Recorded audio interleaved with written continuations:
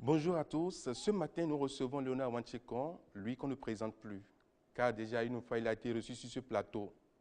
Mais il serait plus juste de vous rappeler qu'il est l'un des 4 Américains membres de l'Académie américaine des arts et des sciences, plus grand professeur d'économie reconnu à travers le monde. Il est le fondateur de l'African School of Economics, structure mère de l'IREP. Aujourd'hui, il est admis que c'est eux qui forment les dirigeants de demain en cette matière. Le thème de ce jour, la méfiance entre Béninois ou déficit de confiance, j'allais dire, interpersonnelle. Vous me demanderez pourquoi ce thème en économie. Professeur, bonjour. Bonjour. Un phénomène récurrent a fait l'objet de vos travaux, ce que tout le monde appelle généralement la béninoiserie. La manifestation d'un déficit de communication interpersonnelle en termes plus corrects. À quel résultat avez-vous abouti après ces travaux? Alors, merci d'abord de m'avoir invité. En fait, nous avons attribué le déficit de confiance entre les Béninois et aussi entre les citoyens africains de beaucoup d'autres pays, essentiellement à la traite des esclaves. Donc, lorsque vous prenez par exemple, disons, 2 Africains, alors celui qui vient d'une région qui a été affectée par le commerce des esclaves a 25% de chances, plus de chances d'avoir un déficit de confiance que quelqu'un qui vient d'une région qui n'a pas été affectée par l'esclavage. Donc, de façon plus concrète, vous prenez par exemple quelqu'un qui est de la région du sud, du Bénin, par rapport à quelqu'un qui est de la région de l'extrême nord, qui pour des raisons géographiques est moins affecté par l'esclavage, celui, juste à cause de ce phénomène historique-là, celui qui vient de la côte du Bénin, a 25% de chances d'être moins confiant dans les autres que celui qui vient. Alors donc, la question de la pesanteur historique de l'esclavage, c'est une question fondamentale donc, dans ce débat sur la confiance interpersonnelle. Oui, professeur, mais lorsque nous prenons ce phénomène, qu'est-ce qui n'a pas marché jusque-là? Bon, en fait, il faut dire que nous n'avons pas reconnu l'importance de ce problème-là. Nous n'avons pas identifié les causes. Voilà. Nous disons souvent qu'on est né comme ça, que nous sommes formatés, nous sommes pratiquement génétiquement susceptibles de ne pas faire confiance aux autres. C'est devenu comme une maladie. Alors qu'en fait, nous ne sommes pas responsables de cela. C'est l'histoire, la tragique histoire de ce pays qui est responsable de cela. Et donc, malheureusement, les chansons chez nous, les proverbes chez nous, les rituels même religieux chez nous, transmettent cela. Par exemple, les chansons les plus populaires ici, c'est Gbetoda, les proverbes les plus populaires, c'est dire, par exemple, que ta mort est chez toi, par exemple. Et puis, par exemple, le rituel qui consiste à ce que même lorsque ta femme te donne à boire, il faut qu'elle goûte d'abord avant de te la remettre. Parce que quelque part dans le subconscient, c'est qu'elle peut t'empoisonner. Voilà, donc il y a la présence permanente donc, de ce déficit de confiance qui est transmis de génération en génération. Donc c'est devenu un phénomène culturel très très profond chez nous. Vous voulez nous dire que c'est par là simplement qu'on peut se dire que c'est au Bénin seulement qu'on rencontre ce phénomène? Pas du tout. En fait, c'est un phénomène africain. C'est vrai que c'est très accentué à l'ouest du Nigeria et à l'est du Bénin.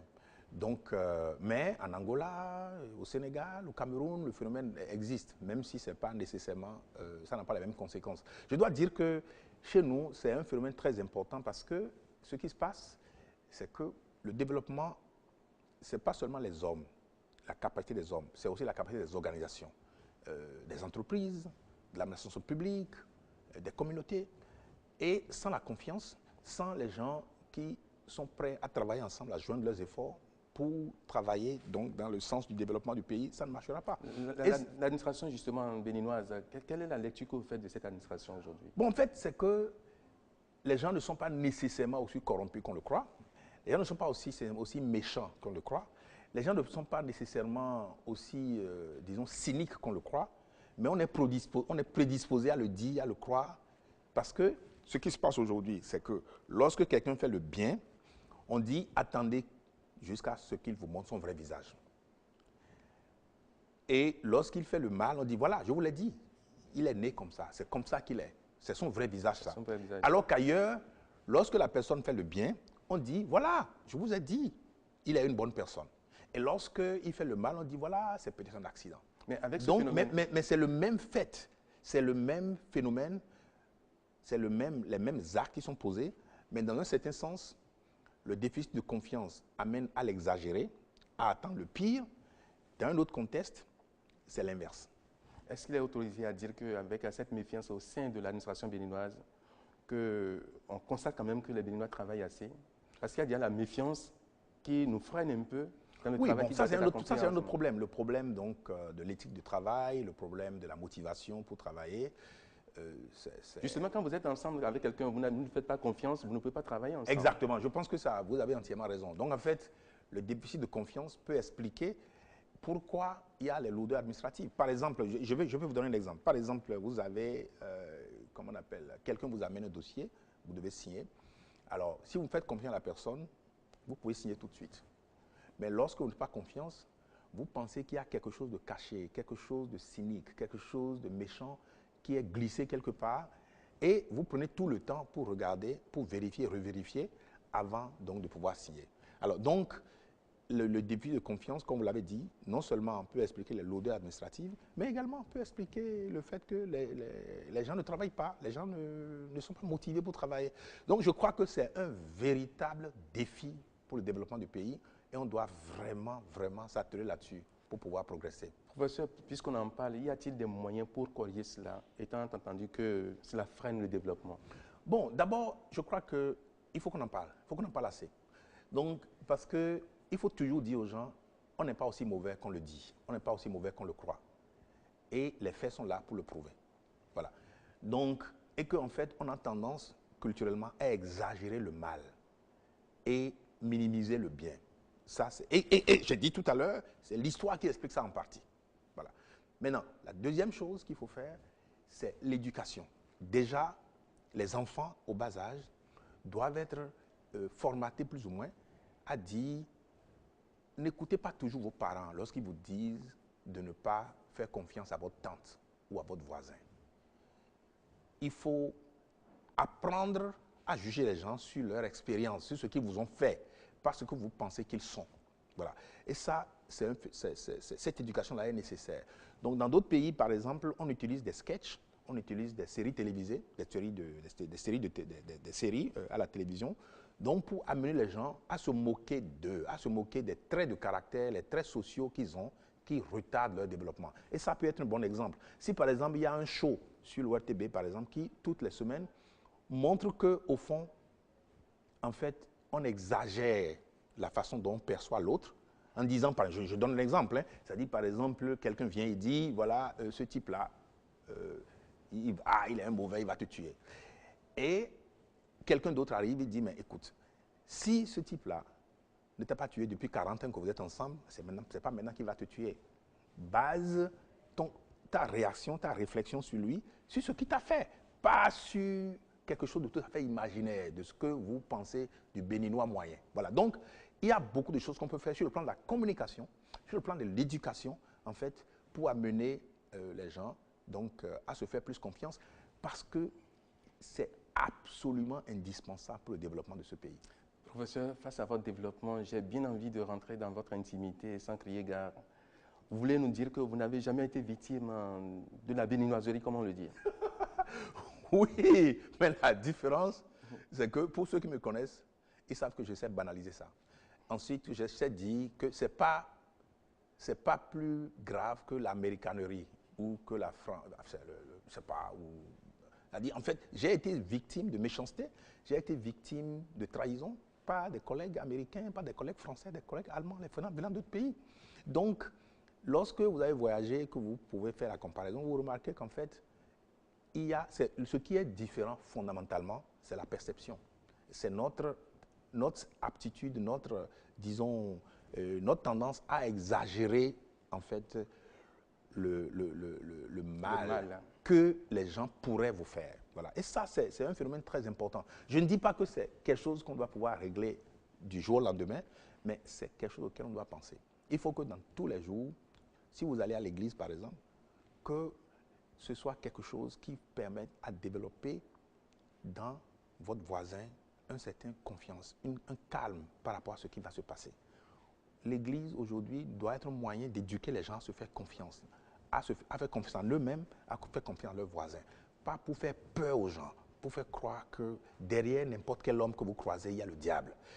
Ça dit, c'est ce travail qui doit être fait, moi je pense, à tous les niveaux. Parce que tous les projets de société que nous avons, tout ce que nous rêvons que le Bénin dont on va devenir, ça dépend non seulement de nous-mêmes, ça dépend aussi de notre capacité de travailler ensemble. Et ça, aujourd'hui, il y a un grand déficit à ce niveau-là. Oui, grand déficit, mais moi j'ai un peu plus peur parce que lorsqu'on en arrive à déterminer telle zone ou telle région ne doit pas être en contact avec tel, je donne un exemple, on dit par exemple tel individu de telle région ne doit pas se marier à tel individu de telle autre région.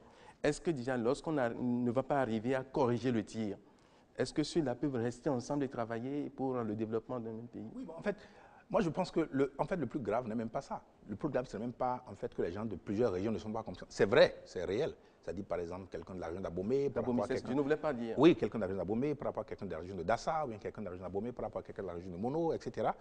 Mais d'abord, il faut comprendre que c'est l'histoire qui explique ça. C'est l'implication, par exemple, dans l'esclavage qui explique cela. Bon, et donc il n'y a rien dans l'Aboméen, rien dans la personne du Mono qui le prédispose à ne pas faire confiance. C'est des perceptions qui ont été transmises de génération en génération à cause de ce passé tragique de 4 siècles. 4 siècles où les gens, du jour au lendemain, disparaissaient. Et dans ce pays, il y en avait eu à peu près 900 000 personnes qui ont disparu de ce pays sur 4 siècles.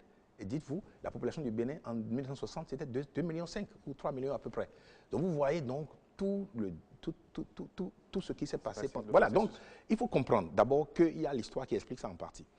En dehors, mais le plus grave, ce n'est pas le fait que les gens de plusieurs ne font pas confiance. Le plus grave, c'est les gens de la même région, les gens de la même famille, des voisins qui ne se font même pas confiance. Ça, c'est encore pire. Parce que, combien de fois vous allez avoir affaire directement avec quelqu'un, par exemple, qui est à 200 km, 300 km de l'autre côté. Mais vous allez travailler tous les jours, vivre tous les jours avec votre voisin. Mais le problème ici, c'est que jusqu'à 25% des gens ici disent qu'ils ne font pas du tout confiance aux membres de leur famille. Et jusqu'à 35% aux voisins. Vous voyez, vous prenez la France, vous voyez l'Italie, le pourcentage c'est 1%, 0,8% par exemple. Alors, c'est pour dire l'écart est énorme. Donc, par où il faut commencer, c'est la confiance en des gens qui se connaissent. Il faut que vous jugez les gens sur ce qu'ils vous ont fait, sur les faits. Et même lorsqu'ils vous font quelque chose qui est mal, vous dites, bon, écoute, le bien viendra un jour et finalement, vous vous prédisposez en fait à le pardonner ou à vous expliquer pour que donc les choses puissent se mettre en place. Professeur, dernière question de cet entretien. Vous dites régulièrement que vous offrez des approches de solutions basées sur des faits économiques et des recherches scientifiques, notamment celles que vous menez au sein de votre école. Pouvez-vous nous expliquer davantage ce concept? Bon, en fait, dans notre école, on travaille sur 4 sujets importants. On travaille sur la question de gouvernance. Donc, on travaille énormément avec les communautés locales pour voir comment on peut renforcer les capacités de l'administration locale au niveau de la gouvernance. Donc, on travaille avec les fonctionnaires communaux, on travaille avec les maires, etc. Bon, ça, c'est un genre de travail que nous faisons. Nous travaillons également dans le domaine des élections. Par exemple, comment développer les élections basées sur les projets de société plutôt que basées sur le clientélisme. En fait, c'est ce projet, enfin, disons, cela est mais en fait l'un des sujets sur lesquels on est les plus connus dans le monde. Voilà. Maintenant, le troisième sujet, c'est sur l'éducation. Donc, le travail que je vous ai parlé tout à l'heure sur l'esclavage, on fait un équivalent de ça par rapport aux écoles coloniales. Montrer en fait la contribution de l'école coloniale dans le phénomène du Bénin, quartier latin de l'Afrique. Donc, notre amour de l'excellence académique, la tendance donc du Béninois de valoriser l'éducation au plus haut niveau. Donc, on a expliqué en quoi l'école des missionnaires, les écoles publiques à la fin du 19e siècle, début du 20e siècle, ont contribué à ça. Et le quatrième, sur lequel on pourra peut-être revenir tout à l'heure, c'est le travail sur les infrastructures, le travail sur les routes. Donc, en quoi les réseaux routiers en Afrique en particulier au Bénin, en fait, constitue un obstacle pour l'intégration économique nationale. Professeur, merci d'avoir été là et belle transition pour la deuxième phase de notre entretien. Merci. À la prochaine. Merci. Oui.